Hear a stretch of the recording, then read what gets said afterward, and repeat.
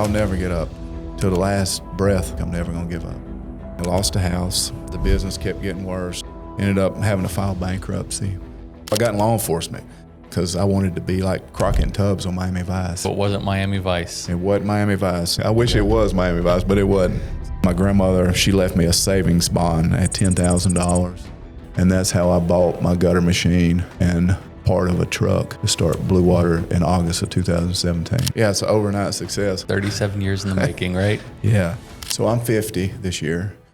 And when I was 6 months old, I traveled in a gutter truck from Pennsylvania, where I was born, in the middle of the gutter truck in a bassinet all the way to Alabama. Wow. My mom and dad met in California, and my dad lived in Pennsylvania, and my mom lived in Alabama. So my mom taught my dad and moved to Alabama. So I came down to Alabama in a gutter truck. We were one of the first seamless gutter machines in Alabama in 1976. Wow. Yep.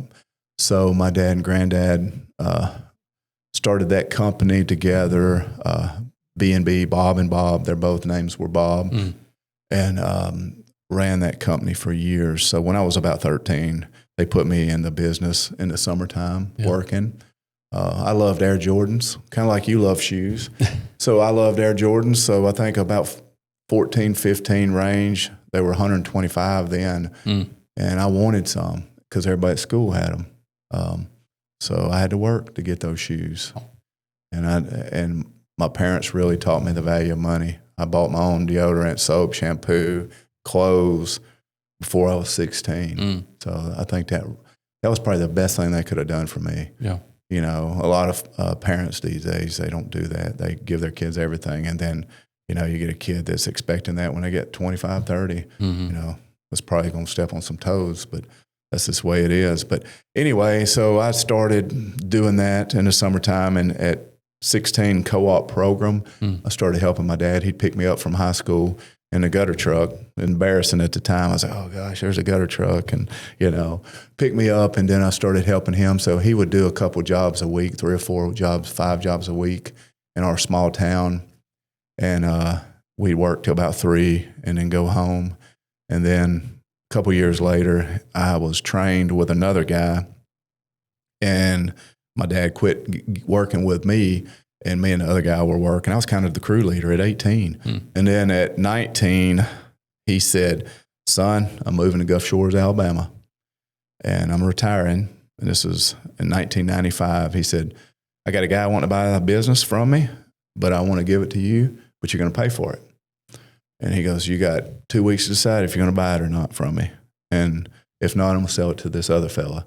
So 2 weeks rolled around, and the tough decision, didn't know what I was doing. I said, I'm going to buy this business. So I bought the business and got married about the same time. And then Megan was born right after that. So I had 3 things at 20 going on. So that's kind of how the origin started. I did gutters, and we started a little bit of window replacement. I grew that business 10 times in 2 years revenue, not profits. I didn't know what profits meant back then. You know, I was just trying to, hey, I'm on more revenue. And then in 2004, I really started to take off, you know, from 96. So it's been a long journey. I mean, people say, you been in this business that long? And I'm like, yeah. 13. Yeah. So 37 years I've been around the gutter industry. What was it like at 13? Like putting up gutters, working in the family business? Like if you take me back to a day in the life, like put me on your shoulder at 13, you're working in the family business, putting gutters in. It was fun. Let me take that back. It was not fun. I wanted to install stereos. You know, car stereos were the thing in my 13, 14, 15, 16, loud radios. Did you have the sub in the trunk? I had all the amps. I had a credit card at 16, and I'd go to stereo shops, and I'd spend $5,000 back then on stereo equipment and make the monthly payments on a credit card. I was so hooked on stereos. I wanted to be the loudest guy going down the road. Yeah. Now, my wife makes fun of me because when I hear somebody with a loud radio, I was, who is that goofball with a loud radio? So she's like, you used to be that. Why are you acting like that? I said, I know. I said, I probably made a lot of old folks mad. But so working with my dad was great. His work ethic, he worked hard when he did work. I think us getting to work together was a cool thing because not a lot of father sons get that chance to do that. Yeah. And him teaching me, he had his knowledge from back then, which is totally different now on the way you install gutters, but it was a good work ethic. And hot summers, I was just pretty much just doing it because I thought I had to. I didn't think it was going to be a career choice for me. I thought I was going to open up a stereo shop. That's really what I thought. I used to be at home and I'd make books and I'd draw. I had a stereo shop named Subs Unlimited, and I had a price book in there, and I had all the prices, and I had all these catalogs, and I wanted to do that. Wow. Yeah. How old were you when you did that? 16. Really? Yeah. And I ended up working at a stereo shop in between helping the gutter business, selling car stereos at 16. Because I said, I want to do that. And I was trying to get to that. And then my dad kind of said, hey, you going to buy this business or I'm going to sell it? And I'm like, is stereo is really going to make me the money? So I'm glad I chose the home improvement industry. Yeah. Yep. Yeah. I mean, 37 years later, you're still. Yeah. It's an overnight success. Huh? Yeah. Built over 37 years, right? Yeah. People was like, hey, I'm going to do this and next year I'm going to be great and have it all figured out. And it doesn't take that. It took me 37 years and still learning every day. A lot of mistakes, a lot of mistakes. So granddad, dad are in the gutter business. You get in the gutter business kind of unintentionally at 13. Yep. Do that through your 16. And then at 19, you're forced with, do I want to buy the business? Yep. And then I think right around 1920, I bought the business. Wow. And my dad moved down to Gulf Shores, my dad and mom, and I stayed up there and ran that business. So, yep. So you said, 10X revenue from in a year? About 2 years. He was roughly into 150,000 or so a year in revenue. We got over $1 million. Wow. How at 19, 20? 21-ish probably. A lot of hard work and drive and just going after contractors and hiring more staff. You know, he was on the get retirement mindset. He didn't want to grow the business. It's not because he couldn't, because he knew everybody and everybody loved him. It's because he was ready to retire and get down to Gulf Shores and be down in this beautiful area. So that was the goal. You posted a video talking about the owner-operator model. Was that kind of how that business was running? Oh, good gracious, yes. It was running wild, man. I look back now and think all the stuff that I did and how in the heck did I make it through, you know? And I think one reason I made it through is because just determination, grit, drive at that time. And I'm a guy that wants to learn stuff. Even at 50, every day I'm trying to learn. You know, they say, if you're not learning, you're not earning, you know? So I think learning and trying to figure out your craft is best. And I've always done that. So I think that's kind of helped me. And then when I got to meet the right people, that's really what kind of catapulted the whole situation and the whole business model. So the idea to buy it, how long did you take to decide? Was that 2 weeks, right? Yeah, so you were 2 weeks. You were faced with, hey, we're moving, buy the business, or what was the alternative? He was going to sell it to the other guy that's wanted to buy it. And then what were you going to do? What was the alternative for you? I guess I just had to figure life out at 19. Wow. And maybe stereos, I guess. I'd probably be in the stereo business today. You know, I don't know. Subs Unlimited. Subs Unlimited. So that in that 2 week period, what was that experience like? Like, what were you thinking about? Did you just avoid the decision until deadline, or did you really think about it during that period? I did not think it through.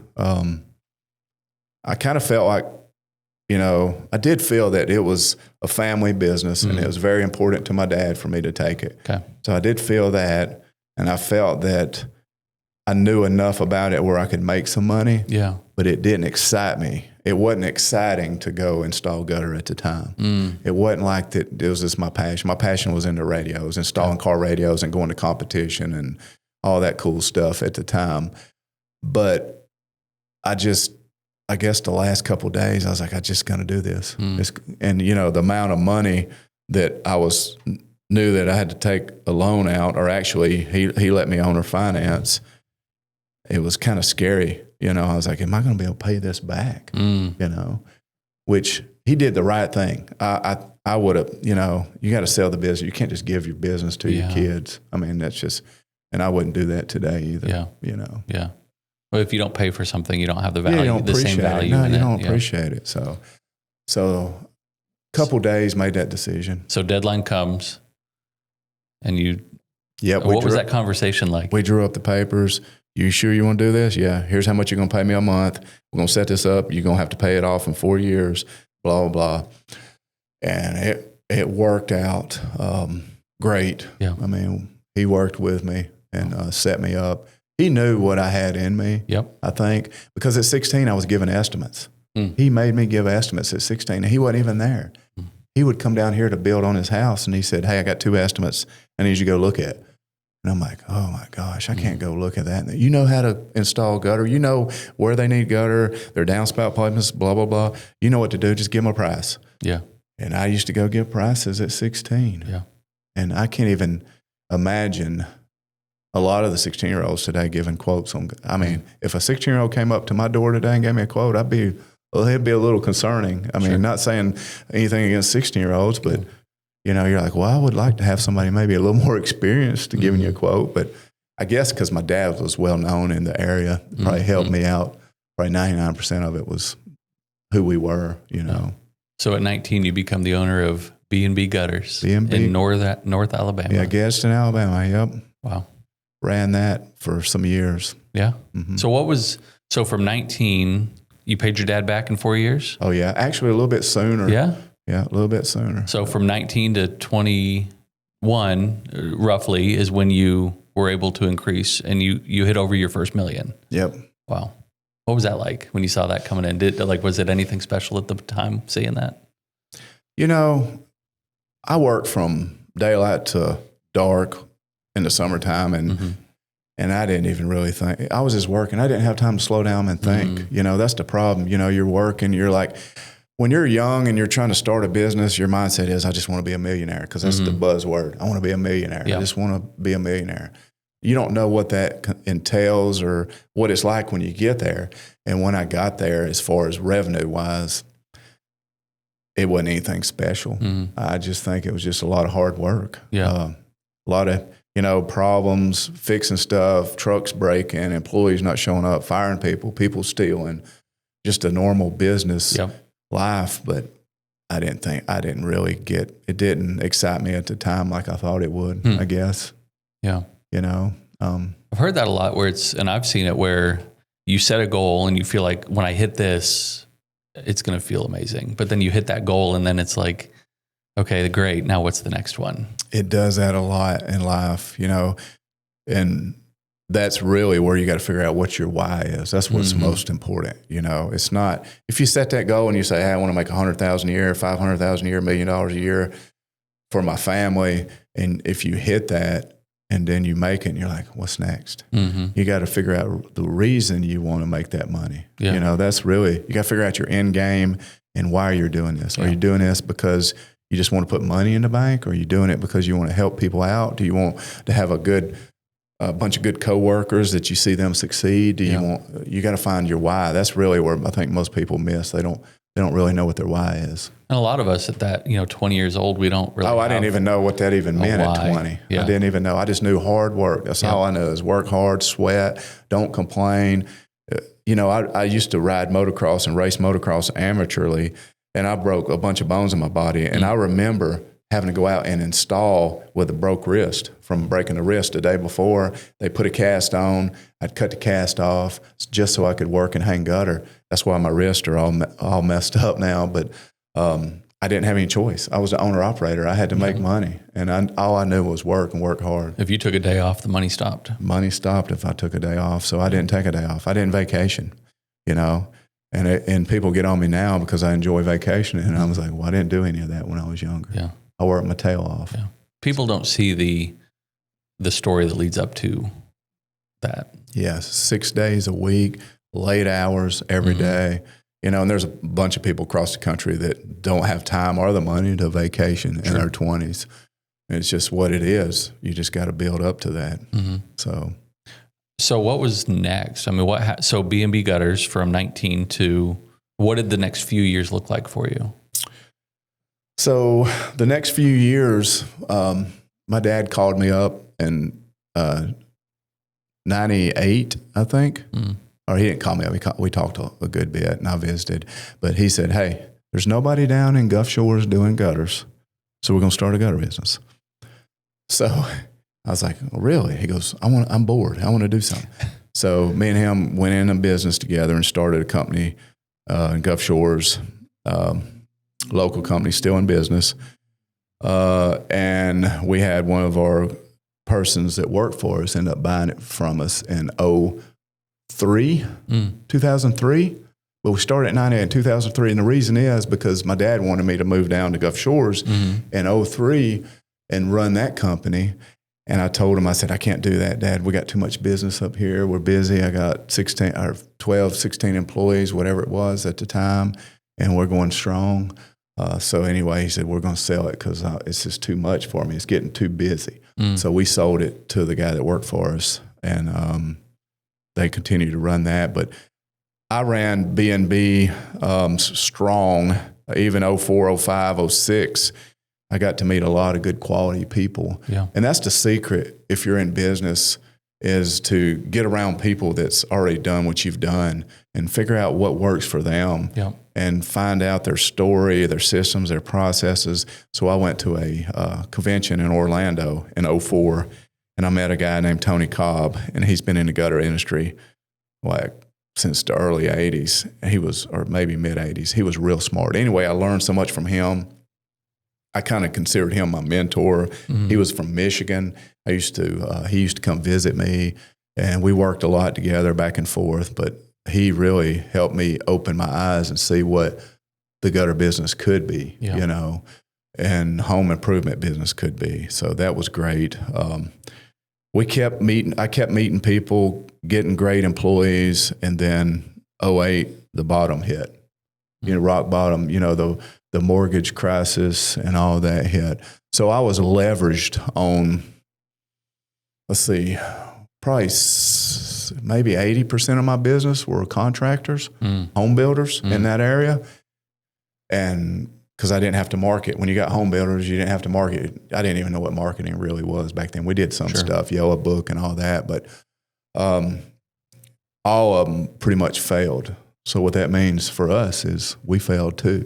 I couldn't support my 12, 16 people. I can't remember exactly how many I had then. So I had to lay people off. I tried that, I tried everything. I tried to get residential work after the economy was bad, but nobody was spending money. I didn't know how to market right.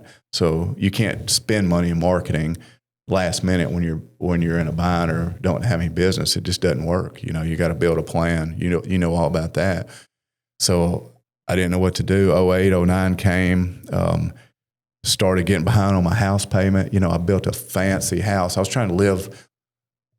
trying to compete and be like the Joneses and have a nice house. I'm a gutter guy. I got a nice house. I built a 3,400 square foot house, brand new in a nice neighborhood, over my head. Didn't realize that back then. But how old were you in 08? 32. Is that right? Hold on. Give me a second. Yeah, 32. Oh. Jeez. So anyway, I tried to do the home modification program. Anyway, I lost a house. The business kept getting worse. And we couldn't pay our bills at the business. We had a nice shop, ended up losing the shop, foreclosure, ended up having to file bankruptcy because I couldn't get out of it. And then at the time, my kid's mom, we ended up going through a divorce in 2010 with all that going on. So I had to really restructure my whole life at that point.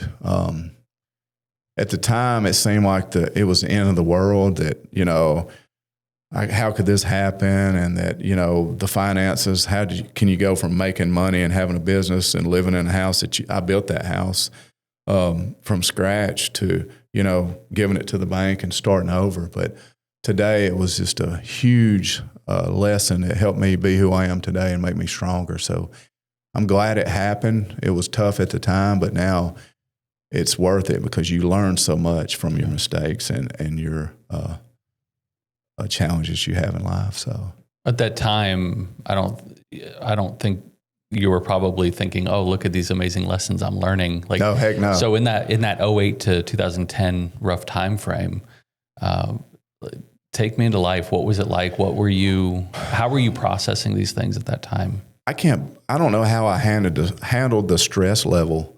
I look back now and think about having to talk to the mortgage companies like weekly, like, hey, I can't pay this. Can we extend this? And there was a government program that would extend. It was called the Home Modification Program. Mm-hmm. And they were doing it for a while. I had to go to the bank and try to put all my bills into one to try to get one loan and see if I could salvage.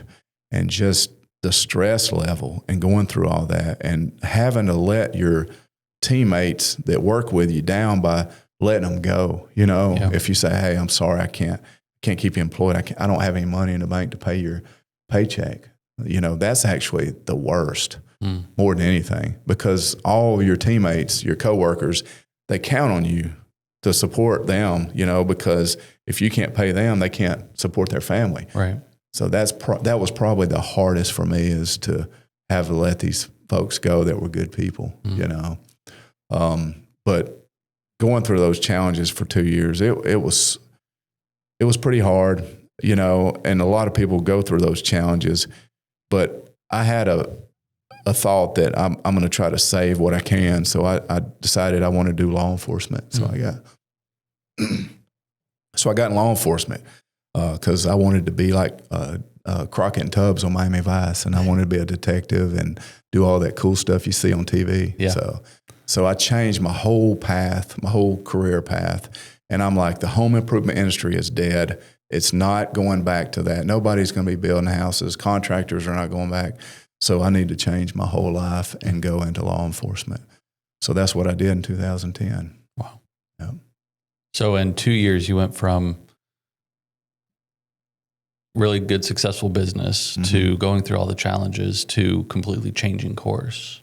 Completely. Yep. And living in a rental and trying to support my kids. When I first started law enforcement, I was $11.25 an hour, $11.25 an hour. And I worked my way up a little bit, but trying to support your family, your kids, for $11.25 an hour, but being a single income as a parent is almost impossible. Even back then in 2010, and I don't know how I did it. I survived. I guess determination and grit, and it was 2010 and 11 was tough financially, but mentally it was easy. Yeah. Because I switched gears and I got in law enforcement, and it was kind of like, I don't have to worry about the stress of running a business. I don't have to worry about other coworkers that I have to make sure that get a paycheck. Yeah. I just go do my thing and work, and then I go home. So I kind of liked it for a couple of years. Yeah. What did it feel like at that time, going from being a business owner to going into a job, right, in law enforcement? I know that the stresses of not having to pay people and that there was that momentary relief, but what did that feel like, kind of shifting course? That's a big change. Huge change.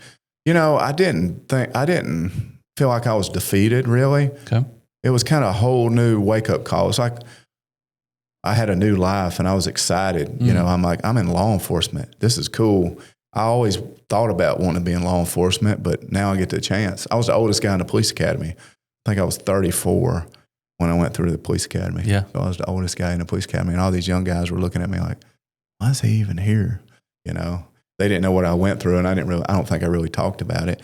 But so I had back trouble too. And the police academy, if you miss 2 days out of the whole 3 months, they kick you out. You don't get to redo it. So your department that hired me for the police department, they put me through police academy. And if you miss 2 days, you're out. So I was heading back to police academy after the first 2 weeks you stay, and then you go and you come back on weekends. So the weekend that I was heading back, I was tying my shoe and my back went out, and I couldn't move, couldn't get up, couldn't do anything. And I was about to drive to the police academy, and I was like, I'm not going to be able to go to the police academy. What am I going to do? And I sucked it up, got in the car, couldn't barely walk, got there, couldn't sleep that night. And then we had PT that morning. Every morning at 4:30 or 5 a.m. we did PT and we ran. So the instructors, they were beside me, and I couldn't run, and like, you're going to have to run. You can't just lay down. And I was so scared that I wasn't going to be able to make it. And we ran in groups. We had different groups. So the group I was running in would not leave me. They stayed beside me. They ran at my speed, which was like almost a hop, walk type deal. And they would not leave me. And he was yelling. The instructor was yelling at my whole team and me. He's like, speed it up. And they would not leave me. And at the end, after it was done, he goes, that's what you're supposed to do. Stay with your team, your partners. That's what I wanted you to do. I was seeing if y'all would leave your guy. And they wouldn't leave, so that was cool. I was like, man, what a bond. And I made it through. They helped me out through the whole 2 days. My back started getting better, and then it was game on then, and made it through the police academy in the top 3. So in high school, I wasn't very smart, couldn't read books real well, didn't want to talk in front of the class or read out loud, and I finished in top 3, and most of it was law. Oh. Mm-hmm. So I know your natural personality type is to really be there for people, be their support system. Is that what you had experienced, or in police academy, was that kind of one of your first experiences, having that many people kind of rally around you to take you across the finish line? Yeah, that was, I played basketball in high school for a church league. I played in high school and then I got hurt, so I went to the church league. And it was pretty good having some teammates, but seeing that in the police academy and being involved with that was cool. Yeah. It was so cool. And then that's kind of how I kind of feel when you're running a company. Mm-hmm. You're all a team. If somebody's not producing or if they're down, you got to help them. You got to stick with them and help them get back up, help them. And that's why one of our core values is teamwork. That's I've got 5 core values at Bluewater, and one of them is teamwork. Yeah. So that's the reason it's up there on the wall. Wow. Yeah. So right after the hardest time of your life, now you're surrounded by a band of brothers. Yes, band of brothers. It was amazing. Getting to have that camaraderie and being able, they've got your back, and they have your back. That was awesome, and that's what you want to build. Everybody wants to build a business like that. And it's hard to build a business like that today. But that's what it's about. Yeah. You said something when you went into police academy, it wasn't about, you didn't feel like you were giving up. You felt like it was like a new lease. It was. What was that mindset at that time? Because for most people, that would have been what broke them. Losing the house, losing the company, and having to start over. I don't know many people that would be able to rally. So how did you do it?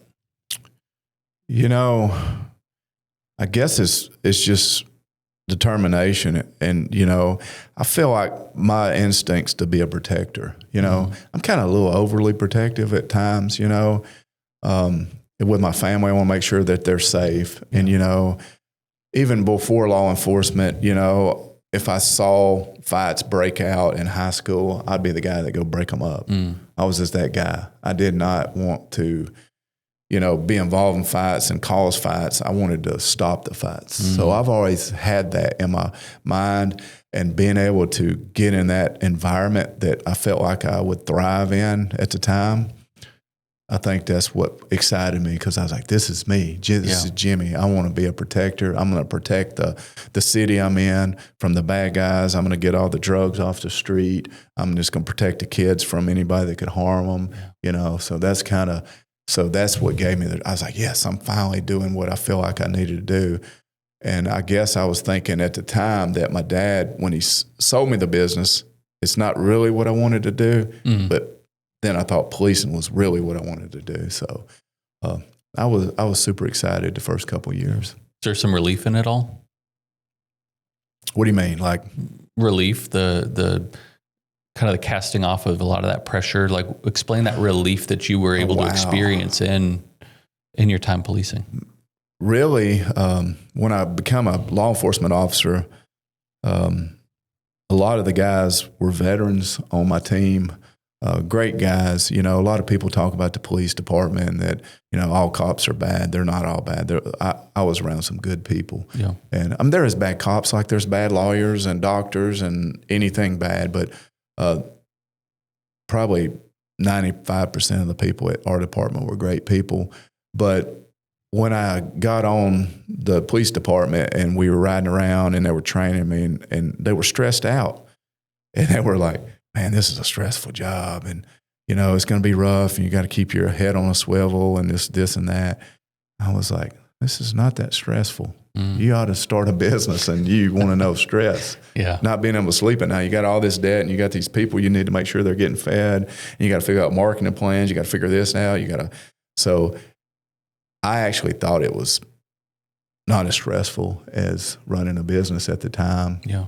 So it kind of was like a relief where you're right. I've just like, whew, I get to relax. I get to go home, and then next day do it again. Mm-hmm. And that my bills were going to get paid, not paid where I needed, but I could make a living. Yeah. I couldn't make any extra money, but make a living. Yeah. So what did the next few years look like? How long, walk me through the law enforcement journey. How long did you do it? What roles did you hold? Just 5.5 years of it. So I was in law enforcement. I was on patrol officer first 2.5 years. And I had a chance to move to investigations. I had a couple people in my department go to another department, I think 2 or 3. So I was on the hot seat to become an investigator. It was like the coolest time of my life. I went from patrol, which is cool, but being an investigator where you can wear plain clothes and you can really do the cool Miami Vice stuff, I thought. So when I got to that point and they were interviewing me and they were going to let me know when I got the job, that was the most nerve-wracking week waiting to decide to see if I was going to be an investigator. I was like, I have to be. They got to pick me. They're not going to pick anybody else. And they picked me. And I think I remember being one of the most excited times of my life at that time is I'm an investigator now. I thought I was cool. Yeah. I'm an investigator. Yeah. So I made it and stayed on there 2.5 years as an investigator. The first, so much learning curve. I was actually too green to be an investigator, but they didn't have a lot of choices at the department. So they put me in there because I worked hard and I was very reliable and I was just a good guy, but I shouldn't have been an investigator looking back now. But I don't take anything away from them making that decision, but there was a lot more to investigations and just, 2.5 years experience is not quite enough. And then the training you have to do. But anyway, I become an investigator and tried to do my best at it. And we did a lot of cool stuff, a lot of cool cases that we cracked and did a lot of good things for the community. The hardest part was dealing with the bad people. And I'm not going to go in detail on what all that was, but that was the hardest part. And then it started weighing on my mind. In a patrol, it's a little different. You got to call, you arrest people, whatever. You put them in jail because they did the thing. You're out there. But when you're investigating and going through, interviewing all the people, going through what happened, whether it's kids, which were bad, or adults or women or whatever, and getting to hear all those horror stories, I was like, that shit. I could tell that just wasn't for me, that's just not my mindset. I don't want to start living in the dark side of the world. I was like, it started eating at me. So then I wasn't as excited as when I started. And then the other side of it. So when you're in that dark side of you're hearing all negative all day long and things are going wrong with the community and this and that, you want to, you start looking at, hey, is it worth the pay? As an investigator, I was making $13.25 an hour and I was on call. So at 2:00 in the morning, I would get a call and I have to go out, take pictures, deal whatever, whatever the call was. And I was on call 24/7 for 2.5 years. Wow. I didn't get a chance to get off call. So I had to drive my investigator car, which is a Crown Vic. When I wanted to go to the movies with my kids, I have to drive that car separate. They couldn't ride in the car and go to the movies just in case we got a call for $13.25 an hour. And I was like, well, this is not mathing up right, and for the headaches and the dark side I have to deal with. So then I decided I wanted to start looking at doing something else. So it wasn't Miami Vice. It wasn't Miami Vice. TV's fake. I wish it was Miami Vice, but it wasn't. So, wow. But, it was a good experience. I'm not down in law enforcement career by no means. I still support my brothers and sisters in law enforcement, and I believe in them. And it wasn't a bad thing. It was another learning curve, another experience that helped me to where I'm at today. Wow. Yeah. So if you wouldn't have had that, you wouldn't have been able to probably build what you've built today. No, because I didn't want to be broke. I didn't want to make $13.25 an hour and support my family, and not being able to go on vacation, not being able to buy some things, even going out to eat. You couldn't even go out to eat. If you made $13.25 an hour, there was no going out to eat. You were at home or you were working 2 jobs. I did off-duty security as well, to try to make ends meet. So you traded the security, for the time with family. For the time with family. But then at some point, the security became less secure. I mean, it was no longer what you thought it was. It was not what I thought it was. 5.5 years of it, though. Wow. That's how long. And I was like, got to do something. You don't give up. No, I'm not going to give up. I'll never get up till the last breath of my that I take. I'm never going to give up. So toward the end of the law enforcement journey, when you started kind of weighing everything out and seeing, what you got in it for was different than where your motivations were at that point, or where you wanted to go. Walk me through, what did that journey look like as you started to wrap up that law enforcement career? What were you going through at that time? So I was telling some of my buddies that were in law enforcement that I'm thinking about doing something different. And of course, most of the guys in law enforcement, they stay in there until they retire because of the benefits, right. For them. Most of them hadn't had a chance to see what business life is like. So there's nothing against that. That's just not what they know. So they don't know any different besides law enforcement. So when I started telling some of them that, hey, I think I'm going to go back in the home improvement industry, and I'm going to definitely do it outside of Gadsden, Alabama, because there wasn't a lot of stuff going on, and I wanted to do it either Destin. I was looking at Destin, and of course I was looking here because my parents were here. They were pretty much like, you're not going to do that, and kind of being negative about it. And it kind of made me rethink, should I even do that? Am I going to go through the same thing I went through in 2008? Do I have the money to put into it? Because I didn't have the money to start a business in 2015 because I was, making $13.25 an hour. There's no way to save money at $13.25 an hour. So I had to really come up with some good ideas and thoughts and what I wanted to do. So it was a tough choice then. So you start looking at your options. You're looking at Destin. You're looking at Foley, Gulf Shores area. By that time, then B&B had been sold since 2003. So that was no longer in the family. No, right? No, that was. So we sold a company here locally that's still going today. Okay. So I'm just not going to say their name today. But so we sold that in 2003. But B&B I sold in 2010 to the guys that worked for me. Got it. I had 2 guys left. Okay. Great guys. They're still running B&B strong today. Wow. But I trained them up. I hired them at 21, like the young guys. And I'm the one that trained them up. And at 2010, they bought the company for pennies, just the name basically, because it basically went bankrupt. They just bought the name and they ran it. And today they're still going strong. Wow. So sorry to squirrel on that. No, I appreciate the clarity.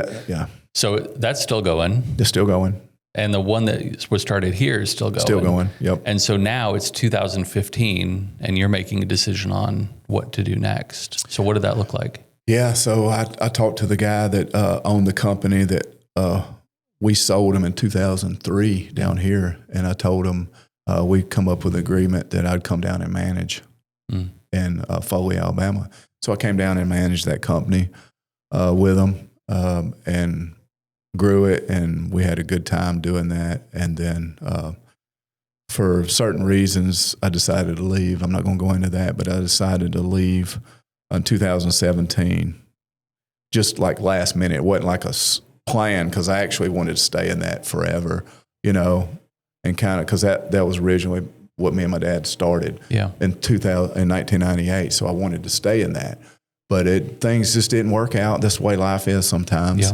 And so just the last minute, I had to come up with the Bluewater in 2017. Wow. Yep. And like within 2 weeks, it was that fast having to come up with Bluewater. It wasn't like a year out, drawn out, or 6 months or 3 month business plan. It was like a 2 week plan.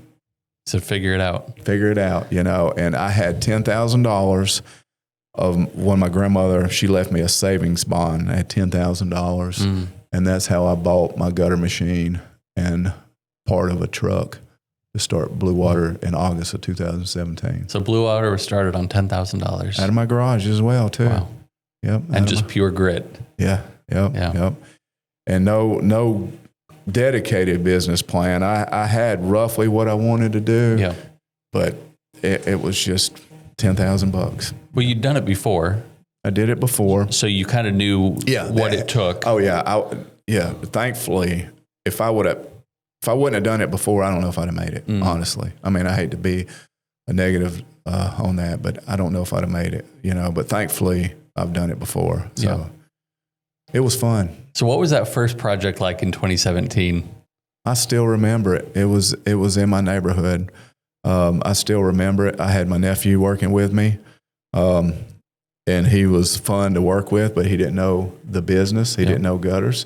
He was just a good person, and he made me laugh all day long. So it was like I just hired him just to be there beside me just to make me laugh while I got through the day. And it was in August, and it was an eclipse. I remember an eclipse going on that day, and I remember doing the whole house gutter job, and it was cool. I was like, I'm doing this again. I'm 40. I think I was 42 when I started over. Yeah. I said, I'm starting a business at 42, and I'm hanging gutter at 42. Yeah. So that's when I started. Oh. Yep. I came across a YouTube video of you from 2017. Oh, goodness gracious. And we don't even have to watch it right now. But 2017, and it's a YouTube video. You shot it on your phone. I don't know if you remember this or not. And you were up a ladder, and you were hanging gutter on this house, talking about the process of hanging gutter and what you were doing. You remember that? I remember some of them. I haven't looked at them recently, but I remember making some of those. Yeah. And just trying to get the information out to the people at the time.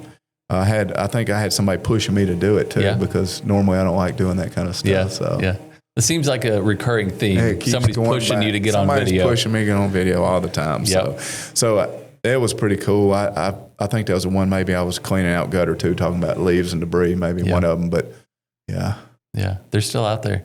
Maybe we can put one up on the pull it up. I wonder if I look the same. No, I've got way more wrinkles. I got some gray hair right here. Oh, come on. So 42. You start from scratch again. Yep. So how many times is that now throughout life that you've found yourself having to say, okay, here we go again? B&B, and then we did the police, law enforcement, and then Bluewater. Wow. 3 times. So now at this point, 3 times. Three's a charm. Three's a charm. Right? Yeah. But so many people, though, would have just said, forget it. You know, the problem with a lot of folks is you can do more than what you think you can do. Yep. And if you put your mind to something, you can do it. I was talking one time to some folks, and the craziest thing that's ever happened to me that I learned years ago is whatever you put your mind to, you can do. Anything.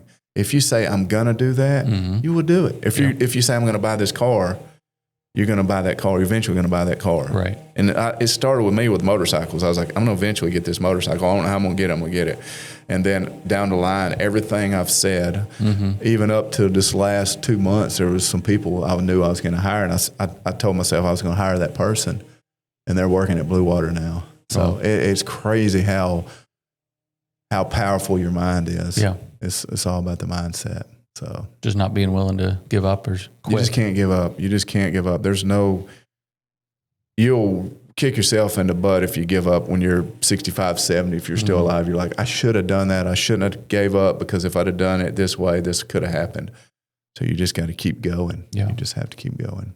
So Bluewater starts 2017, 9 years ago. That's pretty incredible, right? Yeah, it's flying by. Wow. Yeah, moves quick. Yeah. Well, so through that journey, because I know that you made some early hires that were tough decisions, still with you today. But what does that journey look like over these last 9 years as you started again from the ground up? How have you taken Bluewater from $10,000 and a gutter machine and a part of a truck, you said, to where it is today? What does that process look like? It's a constant journey. It's getting out of your comfort zone. It's getting your vision. You have to have your vision. When I first started Bluewater, my first year or two, after getting one of the key coworkers I wanted to get, I didn't think I could hire them, and I ended up hiring them. That was a negative on my mind. I didn't say I was going to hire him. I actually, that time, felt like I didn't think I could get him, and I ended up hiring him. He's our ops manager today.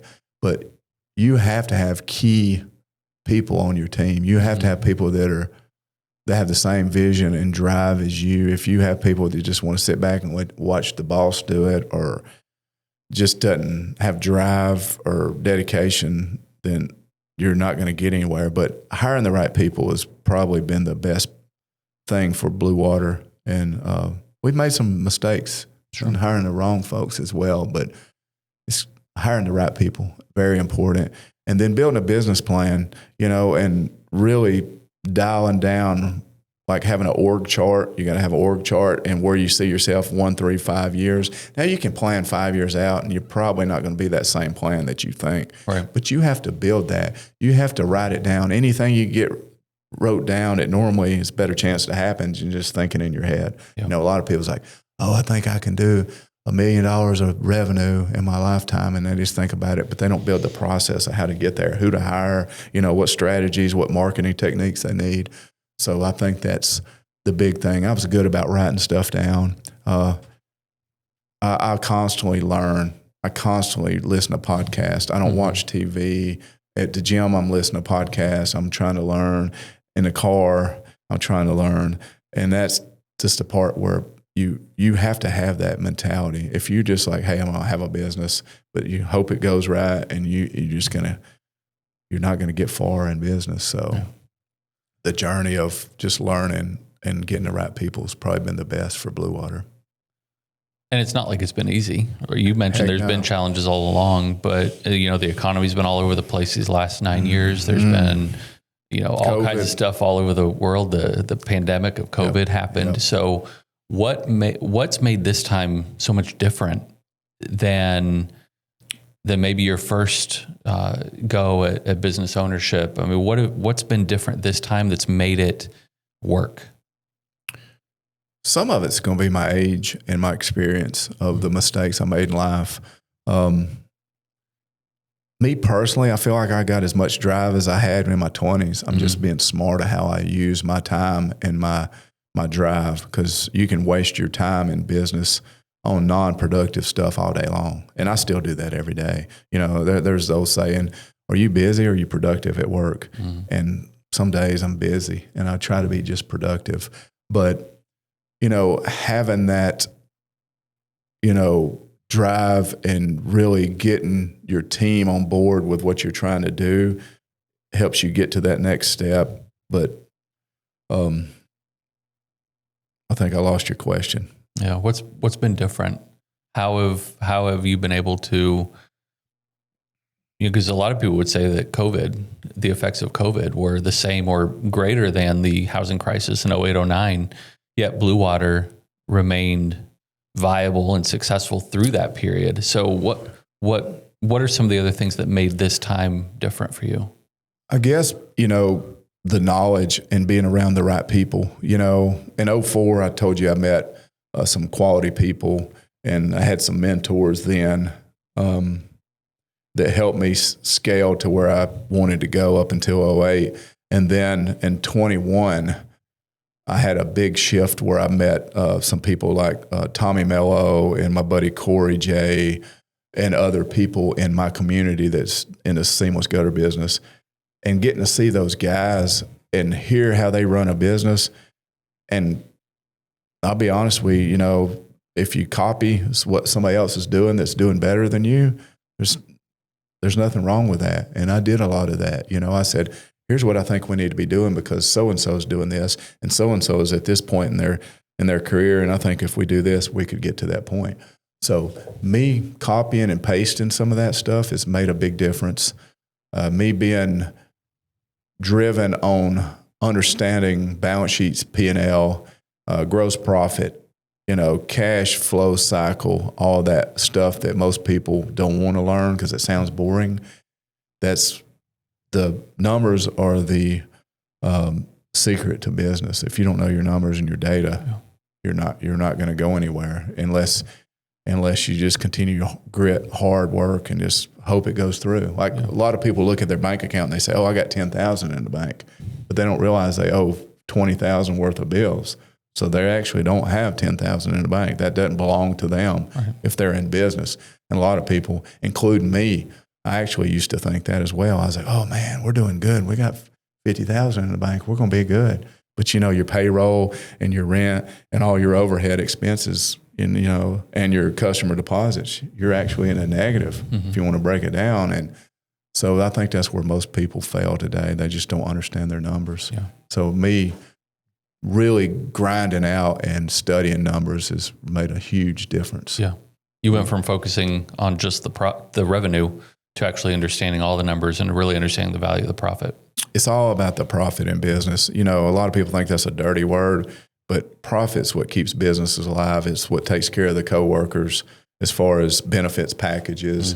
And, if you're not making a profit, there's no way you can build a plan for your team to grow to that next level and be able to move up in business in 5 to 10 years. If you're just getting by, you're not going to keep your A players. They're going to leave you. Yeah. So we're trying to build a good system to continue to grow the profits, not to an extent where it's just too much, but you got to make a profit and you got to put that money back into the business and grow it.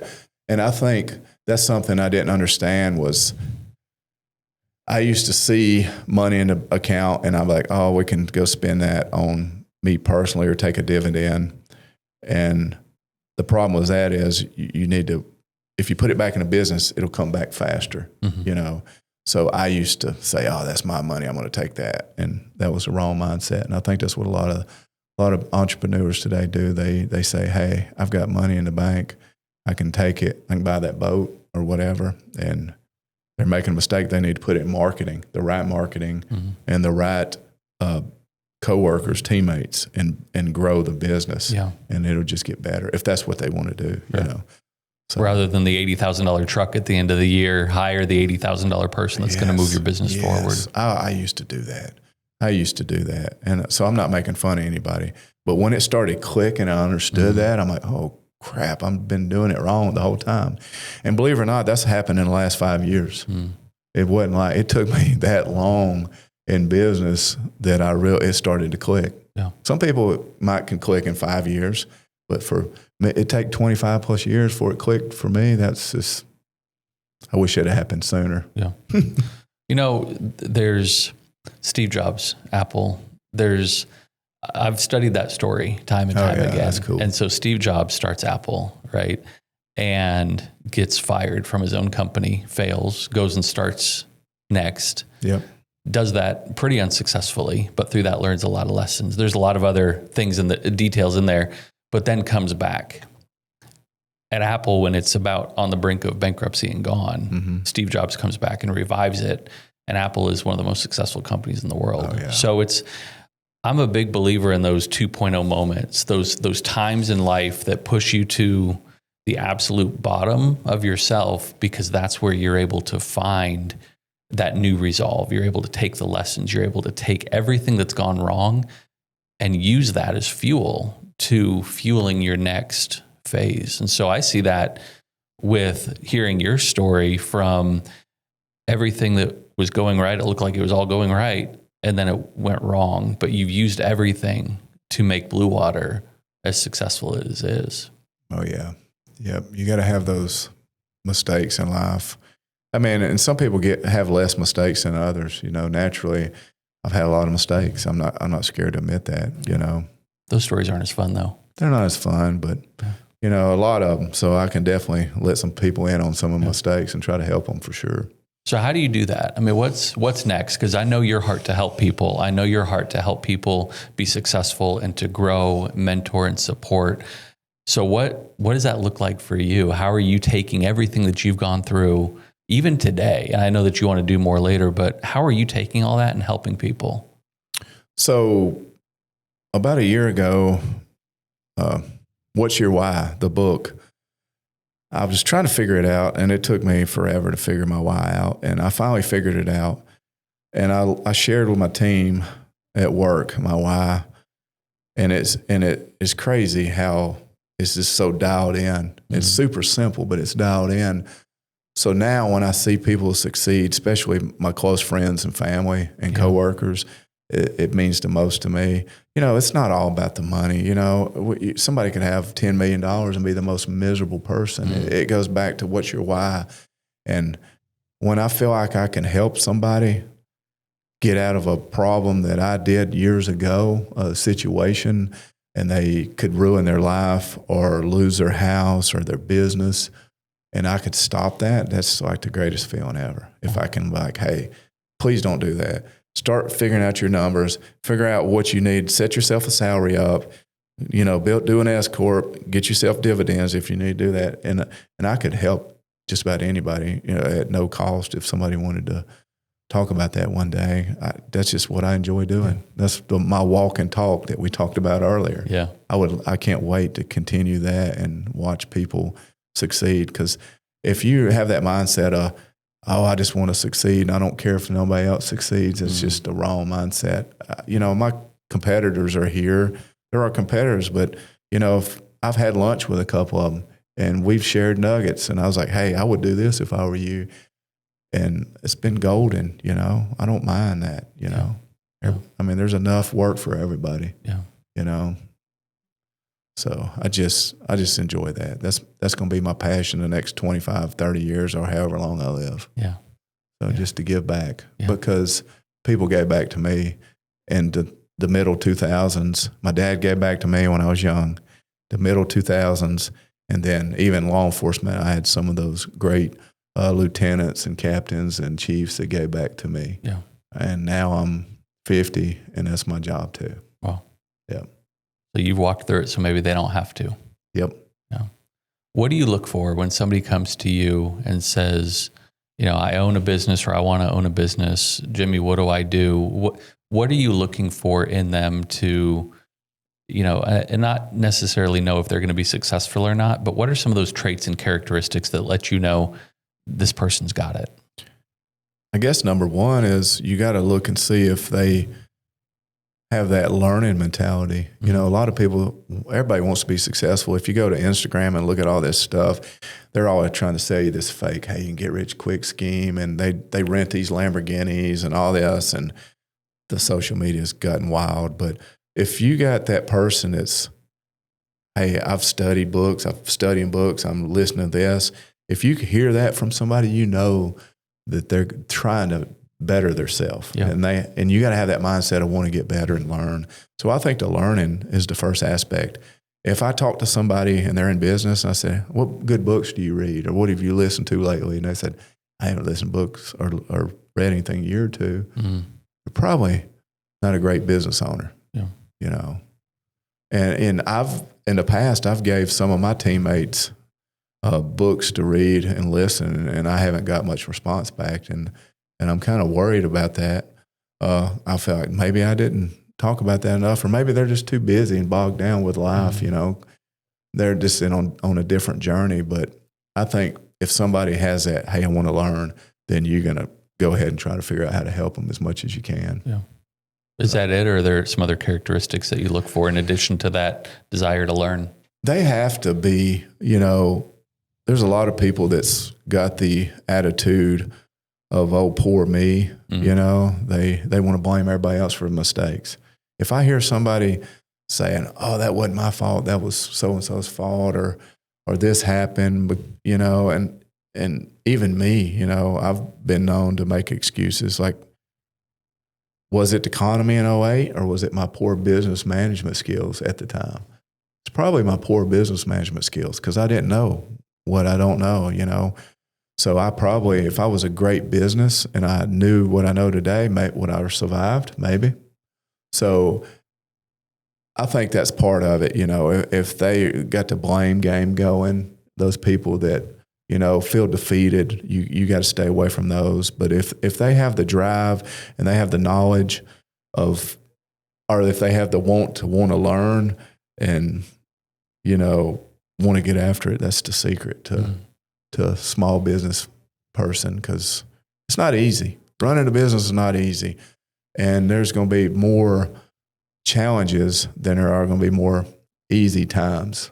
And that's what I tell my team every day is our leadership team is we're like, hey, it's going to be challenging. If it was easy, everybody would be doing it. If it was easy, everybody would have a business and everybody would be thriving, and 4 out of 5 businesses wouldn't be failing. You know, it's just, you got to have that determination too. So there's so many things you could say about that. I don't know what your mindset is on that, what you think the key drivers is for a person to have to run a good quality company. Yeah. You know, I think too many times people spend so much time learning and not applying. And action. Yeah, I've fallen into that trap before where I spent so much time trying to learn something, these are the tactics, these are the strategies, this is the path to success. But what I've learned is that more important than what you're taking in is what you're willing to apply and apply immediately. And that's been the biggest thing, is you see a lot of people talk about what they're learning, but the next question of what are you doing? Action. Yep. Did I give you that book, Failure to Implement, by Howard Partridge? Nope. He's a great guy. He's from Mobile originally. Yep. Zig Ziglar training team for years, 30 plus years. Got a bunch of books from him. He lives in Destin and Houston, got great business, does a lot of coaching. Failure to Implement. Wow. So I'll give you that book next time I see you. I appreciate that. I got one at the office. Yeah. So that's, hey, I've been known to do that. Yeah. And I guess a couple years back too, I used to, when walking, I listen to podcasts, and now I've toned it down to 3 or 4 people I listen to. You can listen to 100 people, and then you'll get so confused, and you're like, oh, what do I do next? Yeah. So you got to find out what industry you're in, which way you're wanting to go, how it fits into your personality, because not everybody fits into your personality. You got to figure out what fits. And now I'm at 4 and 5 people I listen to, and I kind of cut the others off for the most part. You might say, hey, this book is good. And what I might do is I might do a quick AI and do the overview of it and see if it fits into my mindset. And if it does, then I might read it. But most time you do. You're right. You got to take action. Yeah. There's not one path to success. And so if you listen to 100 gurus, you know, you'll end up not taking any action and really more defeated, because now you feel bad because you know what you should do, yet you didn't do any of it. Yeah. So you know, you talked about some of the things that you see in people that are going to be successful, willingness to learn, you know, the drive, the determination. Drive. Yep.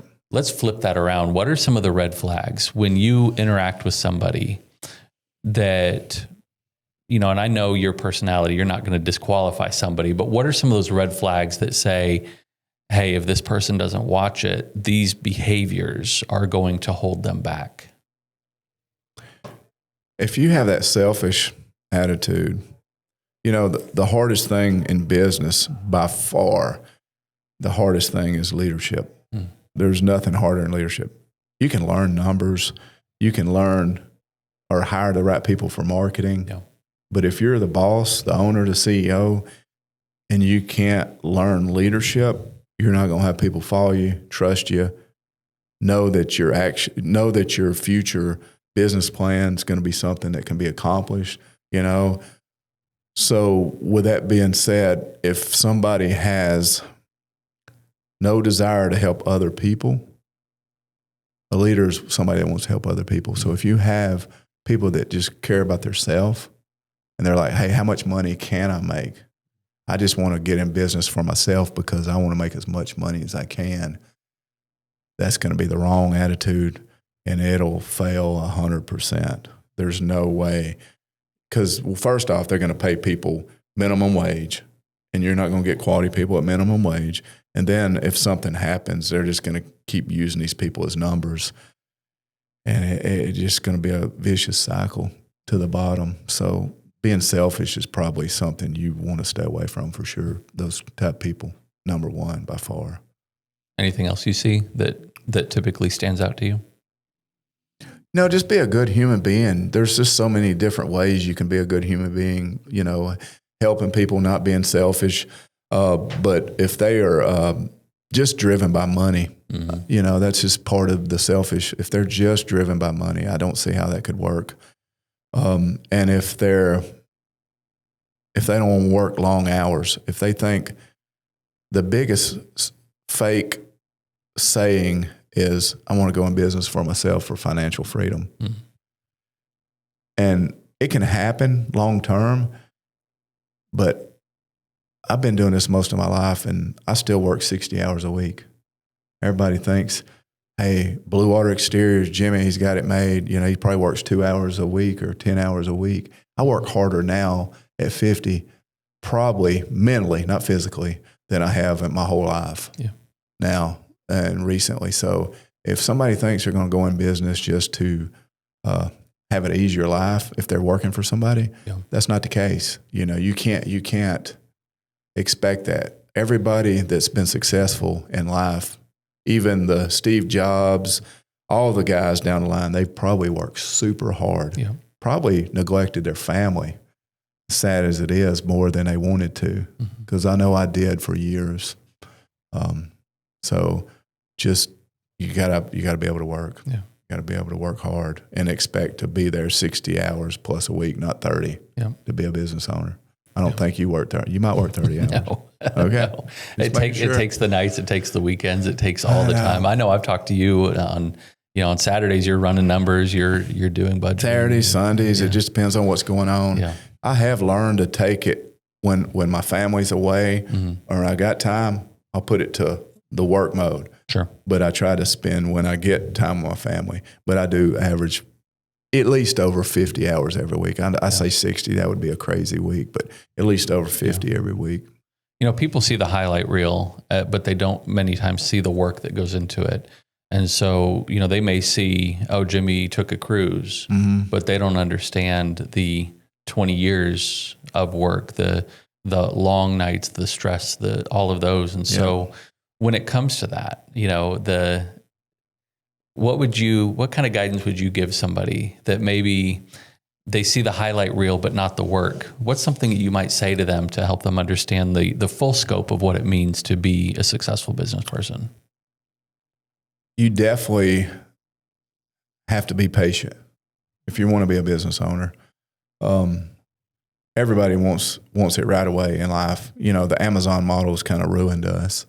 You know, we have a lot of people thinking in life that, you know, you start a business in the first year, you're going to make 150 grand, 200 grand, and you're golden. That can happen. I'm not saying it can't happen, but if you're patient and you build a business plan and you know that it's going to take 5 years before you start making real money, that definitely helps because it makes you understand. You just steady the course and you go with it. But if you got to drive where you have to do it in a year or two, then it's going to disappoint you in business. And I think most of the world sees it that way, where they're not. They want the what is it? Gratification right Instant away. Gratification right away. And I used to be the world's worst at that. And you gotta be able to be patient. Yeah. Be patient. Well, and now the business that started with your grandfather and your father, you've carried it on, and now your daughter, Megan, works in the business with you. Yes, she does. How does that feel now, knowing that that's kind of continuing Fourth to grow? Generation, yeah. That's actually so cool. You know, we've got 4 kids. Love all my kids. Some of them might do different things. Some of them might all end up in the business one day. Who knows what life does?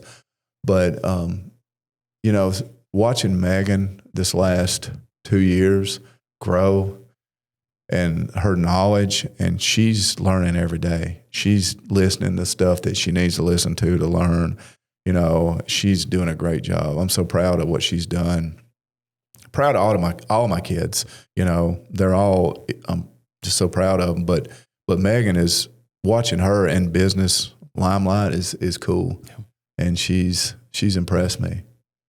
You know, what I said at the beginning is hire people smarter than you. She's definitely smart. She does everything better than me. She always gets on me about anything. She's like, Dad, you can't be doing that. You know, and we treat each other like coworkers and teammates in the business. I don't treat her like my daughter. She doesn't get any special benefits because she's my daughter. You know, we're all the same at work. We work hard. After hours, she's my daughter, and we don't talk much business stuff. We talk father-daughter stuff. That's great. But during the work hours, we talk business, and I love talking business with Megan. That's amazing. Yeah, I love it. Yeah. Well, an overnight success. 37 years in the making, right? Yeah. Hey, eventually you'll get there, huh? You'll eventually. So I appreciate you being willing to just have this conversation. It's been fun. I love hearing stories and trying to learn what makes people operate. And really it's those 2.0 moments that you've had to come back from the hard times, and what have you done? And so seeing and hearing about the tenacity, the lessons learned, how you've applied them, and what you're doing differently now has been amazing. So. Yeah, it's been fun road. Still a lot of left ahead of us. So I'm excited for the future and where it's going to go. So we'll do this again sometime, I hope. Absolutely. I'd love it. Okay, awesome. I love it. Thank you. I appreciate you doing it. Thank you for your time. Please drive through.